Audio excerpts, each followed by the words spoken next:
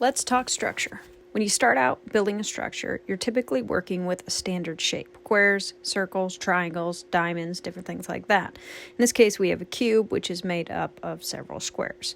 This is pretty much our starter houses. Next to it, we have our circle, which is of course going to give you your standard cylinder next to your cube. However, we also have here a triangle. So we have a triangle on one side, connected to a triangle on the other side, and that gives you this sort of shape that we see here. So these are all standard shapes, your square or your rectangle, your circle. However, we can take this a step further and we can actually combine shapes, specifically those standard shapes, to make a more complex and elaborate looking structure. So this is a design for a house. Now you have your cube, which has the cylinder attached to the corner.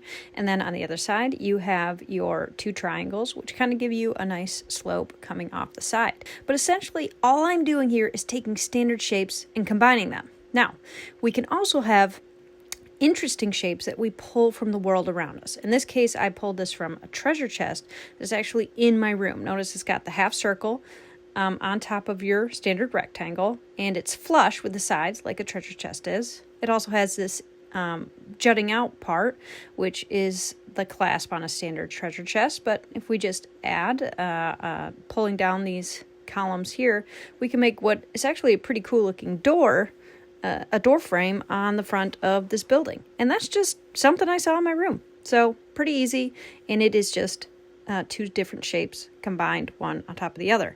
But there are also other more interesting shapes that we see in the world. In this case, this is based off of a flower.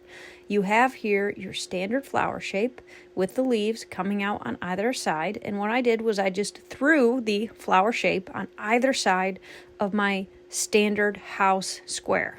And what this does is it makes it really nice. Now we can go further with this, maybe add a little dome on top, maybe add an interesting door on the front or something coming off the sides. But all this is that I've taken a shape that I've seen in the world around me and thrown it on top of a square structure. Now, you can get more minute with this. And on this one in particular, what I've done is I've added a circle to the side of my cylinder. This next one, I put a diamond inside the structure and then actually pulled out some of the front of my cylinder so you can see the diamond inside, which once you work with your palette, you can really make that pop. It makes it look cool. On this one here, we have a rectangle coming off of our standard cylinder.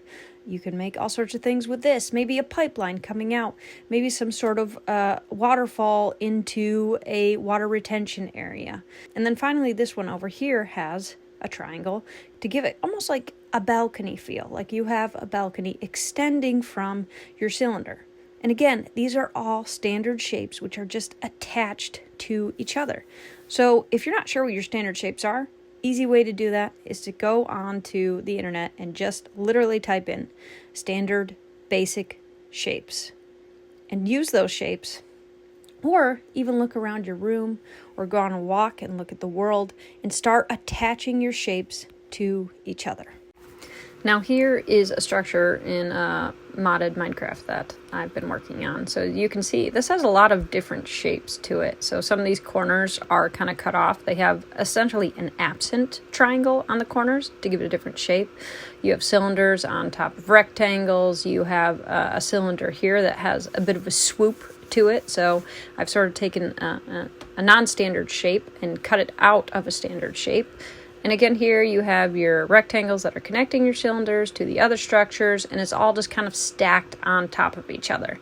Now, in my next video, I'll be talking about how do you make this work both for inside and outside to get a nice flow to your shapes and to your structures.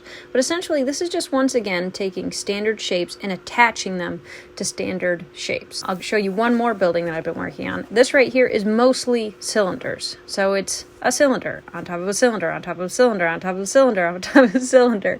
Lots of cylinders all just kind of attached and melded together. But what it does is it gives it this kind of uniform shape. Now I've also thrown in some of those triangle balconies on the side, or you can see on the bottom right here, another triangle. And I also built it and shaped it deliberately so that from a distance, it kind of has a nice shape to it. Now, in that first video you saw, the bottom cylinder looks a little odd from the other angle.